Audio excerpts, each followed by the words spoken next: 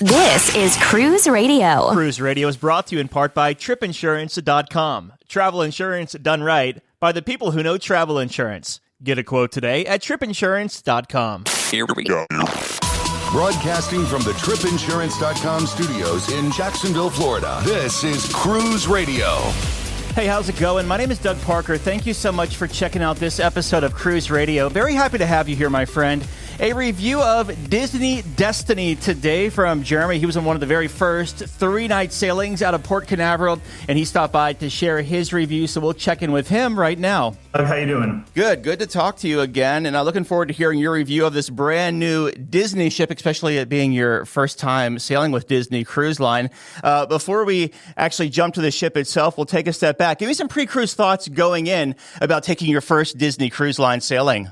Yeah, totally. So we often cruise Royal Caribbean or Celebrity, kind of our go-to. Live in Orlando, so really easy for us to jump over to Port Canaveral. But obviously living in Orlando, Disney is, right down the road and a big part of our community. So I've always wanted to try it.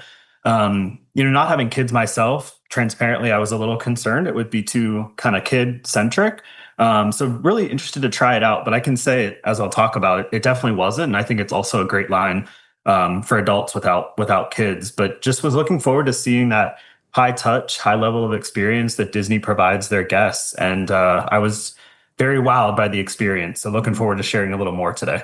You live in Central Florida. Have you ever taken the Bright Line down to South Florida? Yes, actually. And I cannot speak more highly about the Bright Line experience. My parents live in Fort Lauderdale, so see them a good bit. And we did actually take Bright Line for this sailing. We went ahead and just went over to the Orlando airport, which is only about 15 minutes from where we live downtown. And we're able to easily jump on the Bright Line.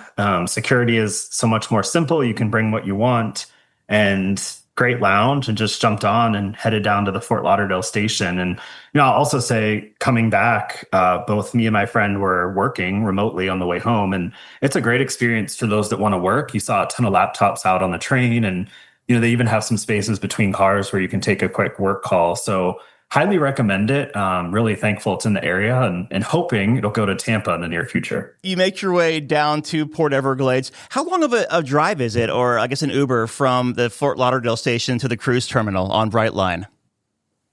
I would say it's probably about 10 minutes. We actually, though, went down the night before. Okay.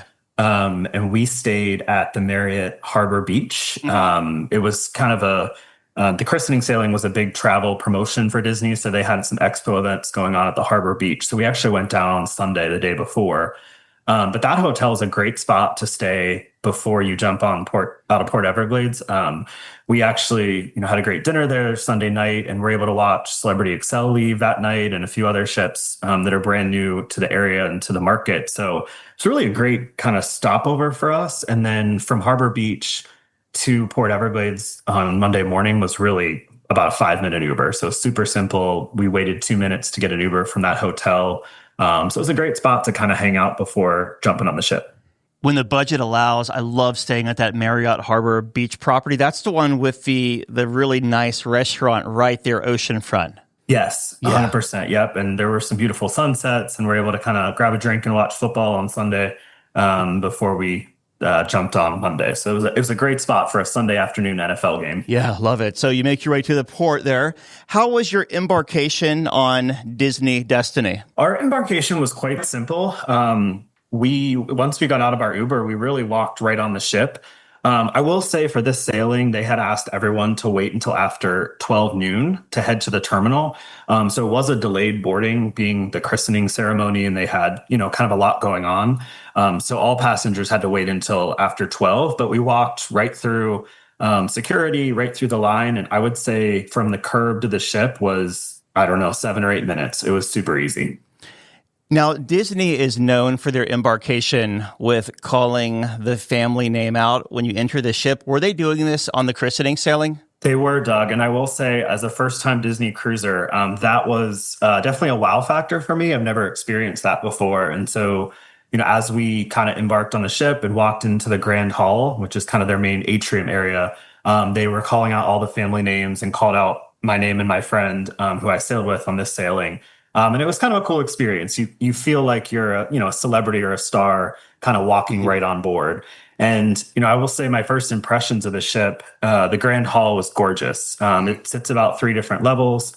And it has just beautiful tapestry and beautiful walls and all kind of different accents. And it was just a higher level, I would say, than I've seen on other ships. And so we just really enjoyed it. And after walking through the Grand Hall, then we did actually kind of walk most of the ship before everybody else got on, kind of my strategy to see everything. And I will say the first impressions is Disney did a great job, and they definitely put in a lot of money to the decor around the ship.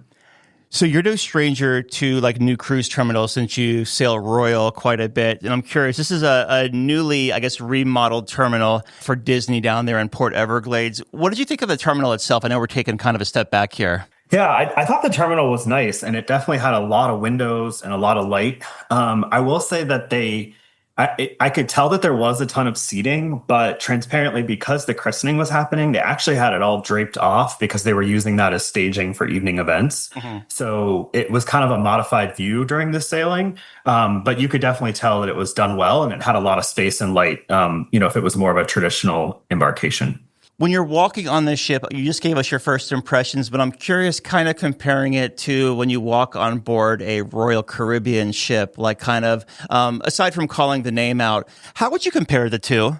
I would say that on this ship and on Disney, it feels like you're more walking into, to be cliche, maybe a castle or a ballroom experience. So it's more of that traditional formal cruise that cruise line level of vibe. And I would say Royal Caribbean feels like you're walking more into a exciting Vegas hotel lobby, right? So it's more of the glitz and glam, but this seemed a little bit more traditional and more of the nostalgic cruising with a little bit of regal atmosphere. You make your way to your stateroom. What did you have booked for this 3-night sailing, and what did you think of it? So we had a deluxe ocean view stateroom with a veranda, which is essentially Disney's balcony room. And we were on deck 6 forward. It was quite spacious. It was interesting. Disney does the separate bathroom and separate shower area. And so that was definitely nice and plenty of space. And I think if you had families, that would be really nice to have 2 different sinks and just, space to get ready.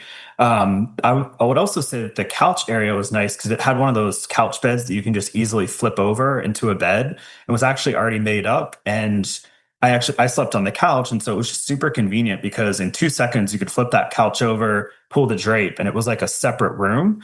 And I know on some other ships, there's been times where if you want the couch bed set up, you either have to have it set up the whole time or not. This was where you could easily kind of transition between night and day yourself without having to, work with a room steward in that transition.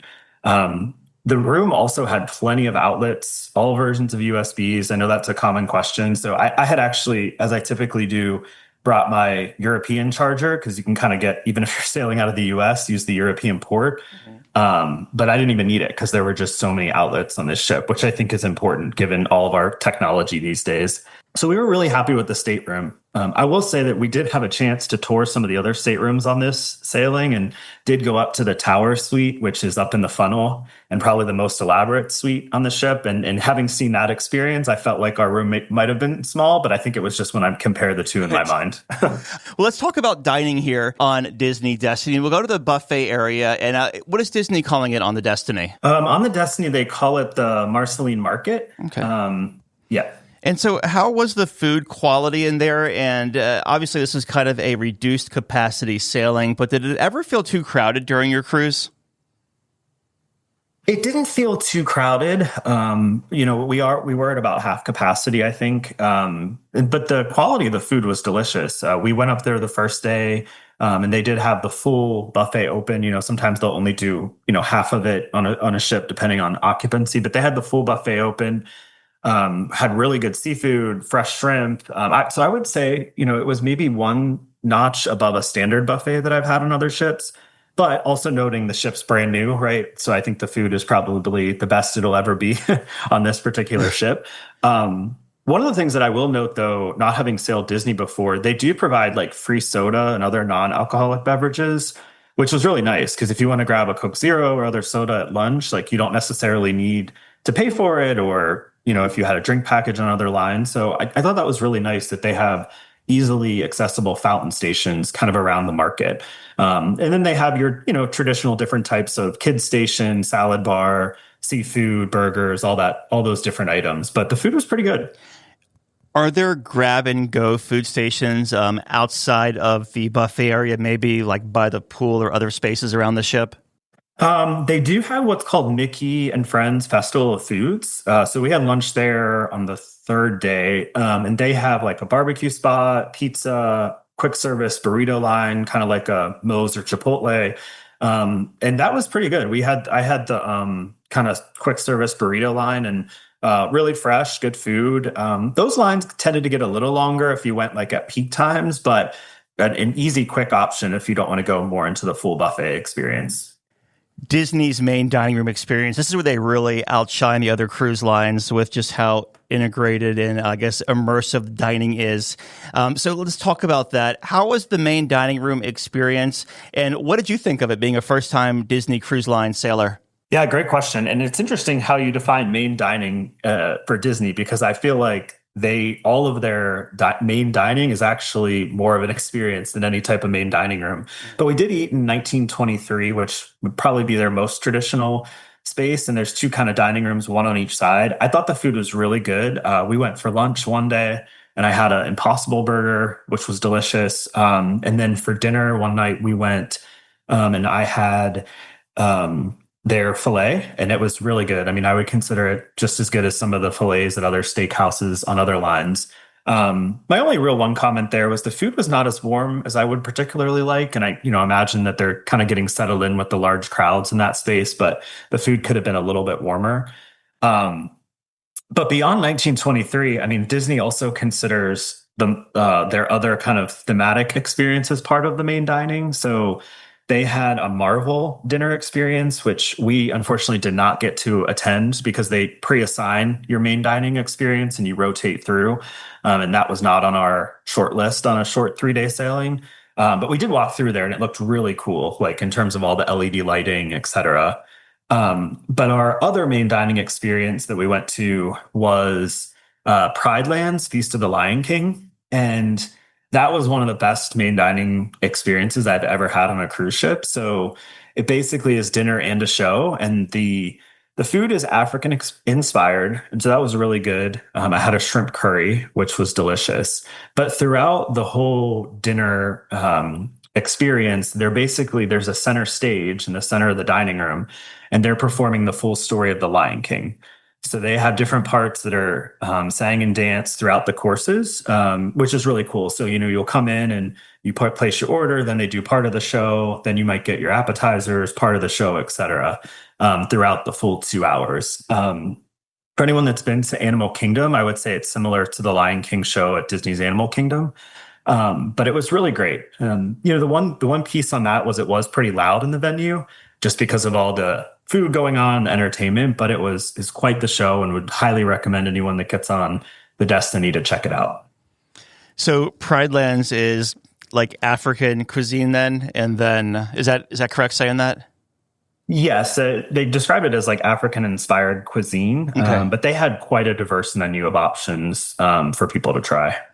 And then 1923, is that the one that is like Asian? You're like a lot of different menu selections. So 1923 was more of a traditional main dining room menu. So kind of a mixed bag of different items the night that we went. So they had anything from lamb to steak, salmon, more of a traditional menu. Gotcha. Okay. So then you said you didn't get to go to one of them. So did you do a specialty restaurant one night?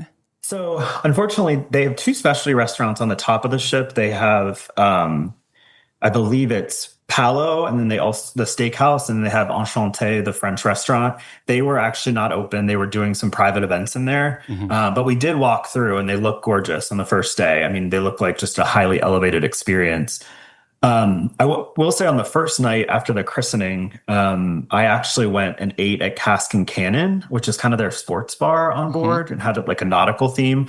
And they have a menu for pay, but I actually ordered some really interesting but really good vegetarian chicken tenders that they had on the menu, and then a few other items. And so that was cool. My friend was actually at the christening off the ship, which I can talk about in a minute, but so it was a great spot for somebody as a solo traveler to just go sit at the bar and grab a beer and kind of order food from there. And the food was really good and it came out pretty quickly, which was nice.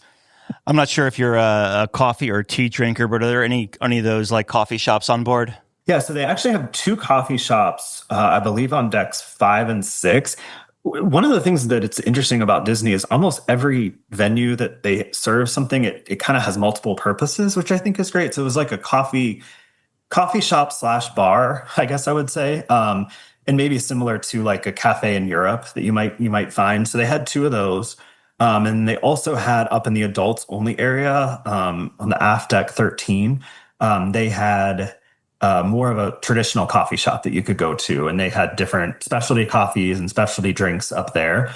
So that was another spot. And we actually had coffee there twice, kind of walking around the ship in the morning. Before we talk about entertainment, we can touch on the christening here if you'd like. Yeah, no, that'd be great. So the first day was actually the official christening of the Destiny, and they had Susan Egan, who was the godmother of this ship. She was Megara and Hercules, and she played, I believe, the first Belle in Beauty and the Beast on Broadway. And so for the christening, it was pretty interesting. So we were invited guests, but I was kind of the plus one on this sailing, and so all of the official invited guests were able to get off. So we got on the ship about noon, and about 5 o'clock, all of those individuals got off the ship and went over to the pier where they have a big stage set up and kind of a big event. And then all of the plus ones like myself were invited to a christening watch party in the theater, like a champagne party. And so we went down into the theater. They actually then blacked out the ship outside of the public spaces, and the ship left the pier and actually pulled out kind of right behind the stage for the christening. And so we were watching this all from inside the theater, which was pretty interesting to see, knowing that we could feel the ship and the thrusters moving and not knowing kind of where we're going, right? And so the ship actually pulled up and was the backdrop to the stage. And then they kind of had about a 30-minute christening ceremony. And so the execs kind of came out and welcomed everyone. And Susan came out and they did some song and dance. And then they actually had a full drone show. And the ship was actually used as the backdrop for the drone show. And so they did a lot of Hercules, they did a lot of Lion King. And so that's why, the ship, all the staterooms were actually blacked out. But it was just a really neat experience, and it was really beautiful. This ship is themed heroes and villains. And so a lot of the songs that were sung were based off of heroes and villains from different Disney movies and characters. And then that wrapped up, and we pulled back into port, and then all those guests kind of came back on board later in the evening, and the party continued from there. But it was kind of funny, actually. After the christening ceremony, I went up to the stateroom to drop something off, and it was still blacked out. And so I couldn't even turn the lights on. So they basically had the master key to turn off all the lights so that nothing would affect the drone show in all the staterooms. So I just used my cell phone light, and then shortly after the lights came back on, but they had thought of everything. What's crazy is my buddy Ben was there, and he was showing me pictures from the christening event, and he showed me like the picture of the ship with the drones in the background, and me not knowing it was going to be held outside, I was like, oh wow, is that in the main theater? Because Disney's tech is so good, like that could look real, like it could be done in the main theater with some of their shows. But he's like, no dude, that's outside. I'm like, I had no clue, dude. Yeah, and the amount of permissions they had to probably have to get for all those logistics, but it went off, at least from my perspective, without any issues. So. Yeah, awesome. Well, let's talk about some of the entertainment on board the ship here. Did you get to catch any of the shows? We did. So we went the first night, and the christening was kind of the entertainment for the first night, as we just talked about. But the second night, we actually went and saw Hercules, which is a brand new show that they just debuted on this ship. And so that was really cool to see. It wasn't a full Broadway show, but I would say it was a very big Broadway style production. And they had all the theatrics and lighting and songs. And it was great. Really, really enjoyed that. The third night, they also had a Frozen show. We didn't actually go see that, but I'd heard good things. I've seen Frozen quite a few times. We didn't make it to that.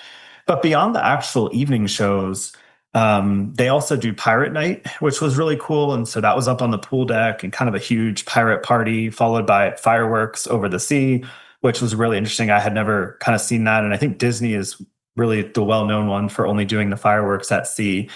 Um, and I would say with Pirate Night, people really got into it.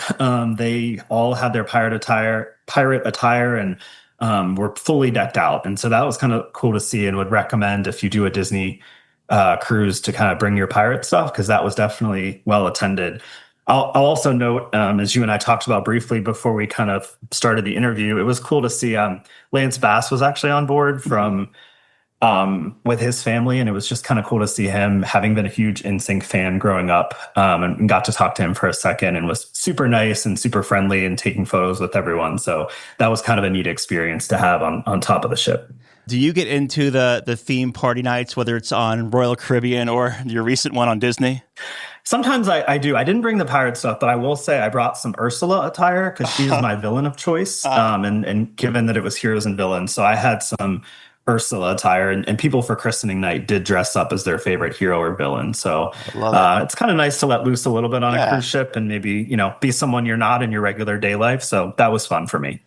Nice. So earlier in the interview, you were talking about you're a little hesitant maybe to see what the kids situation would be like and how you would separate the adults and kids on a sailing like this. So talk to us about any kind of bars, lounges, bar districts maybe.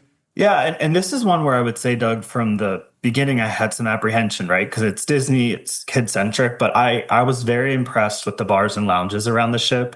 I mentioned Cask and Cannon already. They did have a Cove bar, which was an adults-only area on deck 13 aft.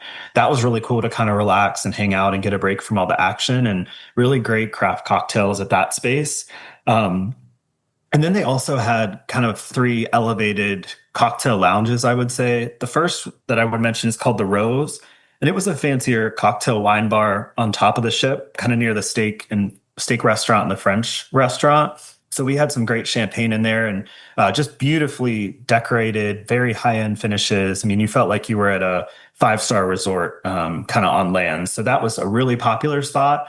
I'd recommend getting there as soon as they open because every seat was taken every time we came in there. Wow. And then down on the bottom area, the 2 really highlights for me were DeVille's, which is a Corella DeVille themed piano bar based on 101 Dalmatians. And that was awesome. I mean, it's all decked out in Dalmatian theming and black, white, and red colors. And, all the people were dressed up to walk into there. And so that was really nice to sit and listen to the pianist and grab a cocktail. And then I would say my favorite bar on the ship was the Haunted Mansion Parlor Bar. And that I would say is the most immersive bar I've been to on a cruise ship. So if you've been to the Haunted Mansion at Disney's Magic Kingdom, it feels like you're in the queue or on the ride for that experience. And they had all the haunts and the ghosts, and they kind of come out through the bar, which is really cool to see every 30 minutes or so. The drinks were fine in there, but they're trying to get people through. So I get that. But it was just so cool to kind of sit in there and listen to all the music and everything going on, and very dark and eerie. So that was probably the highlight for me of kind of all the bars and restaurants throughout the ship. In the parlor lounge, you said there was a ghost that popped in every 30 minutes or so. Is that like the Haunted Mansion ride where the ghosts are in the mirror? Correct. Yep. So there's a huge glass mirror behind the bar, and it's a full mirror scene where the ghosts kind of come through. And there were different shows. We had gone in there probably once each day, and we saw 3 different little shows. I don't know if they rotate through by day or kind of each show is different. But yeah, they do a full show and kind of point out, and there's, an interactive piece of it as well. And then some of the drinks also that you get have some magic involved with them too. So it's pretty cool. Some of those drinks in there look pretty bougie. How are the prices set? Yeah. So it's interesting on that note, you have being used to cruise lines that have full packages. It was interesting that you kind of pay a la carte with Disney. And so I would say in these bars, they were typically, for the craft cocktails, they were $15 to $20 a drink. So they can definitely add up quickly if you are having quite a few of them. Yeah. Interesting. All right, very good. Did we skip anything on entertainment that you want to share that maybe I didn't hit on?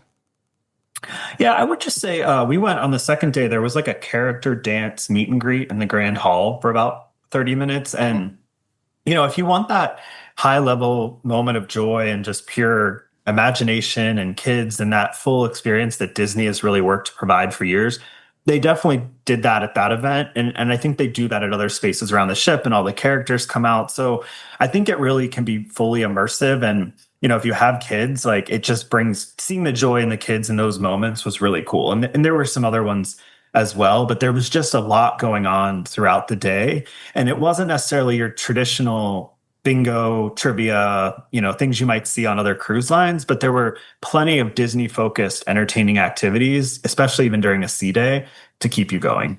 How integrated is the Disney Cruise Line app and Magic Band on this experience? So that was actually one of the things I was going to know. So the Magic Band, if you brought your own Magic Band, you could use it as a Magic Band and enter your room, and they just set it up at guest services for you. So that was great. And I also think that the apps, it's the same login as your other Disney accounts. One of the interesting things with the app, though, is Disney seems to have a big segregation between what you can do in advance and what you can do on board. And I'm kind of used to the other cruise lines now where a lot of your planning is done in advance. And if you don't do it in advance for dining or shows, then you actually kind of get left out when you get on board. Whereas Disney was not that far along. And so having used the app before we got on, I wasn't able to purchase internet. The deck plans didn't show. And I had actually asked my friend, I was like, am I on the wrong app? Because it didn't have all the things that I'm kind of used to now with Royal Caribbean and others. But once you get on board, the app kind of switches over and once you're on the Wi-Fi, and there's a lot more things for you to do and see. So one of my pieces of advice was to not fret if you can't get everything planned in advance, because a lot of it is now for Disney is just still traditionally once you get on board. Being that the ship was at half capacity, I'm sure the sea days weren't crowded or anything, but I do want to ask you, speaking of the sea day, did you get to ride that new Aqua Mouse, or was it a little too chilly? Because Florida had a cold blast come through when you were sailing. Yes, we did have a blast come through, and luckily it was a little warmer down in the Bahamas than it was in Florida, but unfortunately, the Aqua Mouse was having some technical issues, and so it would be on, and then it would be off, and it would be on and be off, and we did not get to ride it. And so that was one of the things that I think I have to go back on a Disney ship to try, because I was a little disappointed. But we did talk to those that did ride it, in the windows it was open, and they seemed to really enjoy it. So that was pretty cool. But it wasn't too crowded, as you said, on the sea day. We were at half capacity. I think the fact originally we were supposed to go from Port Everglades to Castaway and then have a sea day. Well, they actually flipped days 2 and 3 because of the weather, which I'm super glad they did. But our sea day on day 2 then was pretty chilly. So we read a little bit of the pool, but it was one of those days where you have to have the towel kind of over your legs as a blanket because it was cooler. But I'll note, in terms of the sea day, one of the things that I noticed it being cooler is there's not a ton of hot tubs. So there's only like one small hot tub in the adults area. So I think if this ship was in Alaska or certain parts of Europe, I think that could be a challenge for a sea day. And it's also interesting that the pools on this ship, there were a good amount of them, but they're very small. So there was no sort of main pool. There was probably 4 or 5 different pools kind of around the main pool deck. And I imagine that's probably for families and kids to kind of have different spaces, but it was interesting not having that kind of traditional main pool that everybody gathers around like you'll see on other ships. On this sailing, you had a sea day and a day at Castaway. So in terms of private islands, because you're no stranger to the ones around the Bahamas area, what did you think of Castaway and how did it stack up? Yeah, so overall impression was it is a beautiful stop. I really enjoyed it. I think that they have a ton of space. I think Disney only brings one ship at a time in there, so it didn't seem as crowded as you might see at some of the other private islands as they've added more capacity. It's a little bit of a walk, though. We walked from the ship kind of all the way over to, I believe it was the Pelican Bar, kind of near the 2 water slides. And that was a little bit of a hike. So they do have a tram, I think, which was nice for folks. And we didn't mind the walk, but I guess I was a little bit surprised how far away some of the, activities and events are. But we hung out there and it was really good. The drinks were good. We actually ate on the ship before we got off. because they had kind of shared that they wouldn't have all the food venues open. But the food is included on the island, and most drinks, non-alcoholic, are also included as well. But we hung out kind of near the Pelican Bar on the beach for a little bit, and then I did go on the two water slides, which were pretty cool. Those are free, kind of, and they're in the water as well. So that was a neat experience. But I would say all in all, it was a great day. I think next time I want to bring my gym shoes and maybe try the 5K, because I didn't get to do that, but there were quite a few folks that were getting off the ship and running over to do the 5K course that Disney is known for on the island. Yeah, that was really cool. I think that was done when we did it. And it might be the same because we did it like the first sailing as they opened up after COVID, but it was on the runway. Do they still do it on the runway? Yes, that's a part of it. Yeah, okay. That's definitely a big part of that because it used to be an airport at one point. Well, it sounds like you had a nice day at Castaway. You steam back towards Port Everglades. You arrived the next morning. How was debark, and does Disney do it any differently? They do it similar to other cruise lines where you can kind of put out your luggage in advance, and we had tags for that. We actually both just walked off just because we had smaller bags and it wasn't too challenging. And we got off about 8 o'clock. From our stateroom to the curb, it was less than 10 minutes. I know we were at lower capacity, but I will say the elevators were very fast on this ship. And so I think as elevator technology has gotten better, I don't think we waited for an elevator once, and that included even on the last day when we were getting off. And, sometimes those elevators on debark day can get a little hectic, but it was super quick. The only challenge we did have, though, was actually when we got off and went to call an Uber or Lyft. There was quite the demand there at Port Everglades with a lot of ships coming in that day. And so we actually had to wait probably 20, 25 minutes before we were able to actually get into an Uber or Lyft from when we got off the ship. So that was a little bit of a challenge. But once we got in, we just headed to the Brightline station there, which is, about 10 minutes away, and then got on our train about 9:15 back to Orlando. And it was interesting too, because that train, I would say you could tell by all the merch and the swag. I mean, it was probably at least 50% folks from the Disney Destiny that were all headed back north. So nice. I think the Brightline is definitely getting a huge percent of volume of cruise passengers that live somewhere up in Central or North Florida. Being a first-time Disney Cruise Line cruiser, do you have any first-time tips to offer someone who might be considering sailing Disney? Yeah, I would say one of the general tips I would say, and my friend has sailed Disney quite a bit. It was super helpful to have her in advance because I think she knew some of the intricacies of Disney that just does things differently than some of your other main lines. So I think if you can find someone that's maybe done it before or do some research online, that was super helpful. I mentioned the app already because I think that that's something that there was a learning curve for me on the app piece. But the last tip I'll share, which is just kind of interesting, is there's a great laundry room on board. I think it's on deck 8.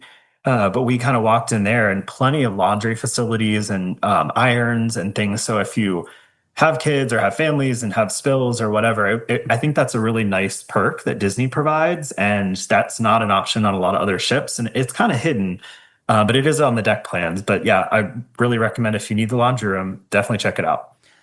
I'm curious, did you see how much it was to do a load of wash and then to dry? I did not see. No, okay. I should have looked on I'm that. Just curious. Yeah, we didn't check it out. Yeah, being someone who's on the road a lot for work, I tend to do a lot of laundry mats because the hotel sometimes will charge you $6 to wash a pair of jeans. It's like you can get that done by yourself and a lot of other clothes for a lot less than $6. I was just curious there. Just a random question. Looking back, what was the biggest highlight of your first Disney cruise? Yeah, I would say the christening ceremony was really awesome just to be a part of that. And I think that's definitely a memory that I'll keep with me for a while. But beyond that, I would say probably DeVille's, the piano bar, and then the Haunted Mansion bar. I thought, I think Disney is one of the best companies in the world when it's to providing an experience and providing a theme, right? And I just thought those were done so well. And actually, hoping maybe some more of that might show up in Orlando at some point if they have such popularity. So I would say just checking those out was a really unique highlight. And then the last piece I'll just say, just seeing a new cruise line. I mean, I think it's always interesting to try something different. And, we often get into our regular routines of what we know and like, but it was just, it was cool to try something new. Curious if they were teasing or talking much about the mega ship they have coming out, Disney Adventure. It was not mentioned much. I mean, I had some conversations with some folks that were other travel professionals about it. And I think that's coming out in the Asia market, I believe. But they didn't really mention it. They were purely focused on this ship and really PRing the Destiny. Yeah, for sure. All right, Jeremy. Well, final thoughts of Disney Destiny. Yeah, final thoughts. It's a beautiful ship. Great opportunity for families and those to do. But I think I've learned that Disney's also a line that could be great for those without kids and just want to experience some of the Disney magic and have a few days away and enjoy all the wonderful entertainment and theming that they do. So I would recommend it and thankful for the experience. All right, I've been talking with Jeremy about his very first sailing on Disney Cruise Line on the brand new and first cruise on Disney Destiny. Jeremy, always great talking to you, my friend. Thanks for coming on. Thanks so much, Doug. I really appreciate it, and have a great weekend. Just back from a cruise? Let's talk about it. Email Doug at cruiseradio.net. A big question we get at Cruise Radio is, how do I know if I need trip insurance? Simple answer. If you're getting on a plane, taking a road trip, or getting on a cruise ship, you need to have travel insurance. Hey, it's Doug Parker from my friends at tripinsurance.com. Not only does tripinsurance.com protect your vacation investment, but it also gives you peace of mind in case anything were to go wrong on your trip.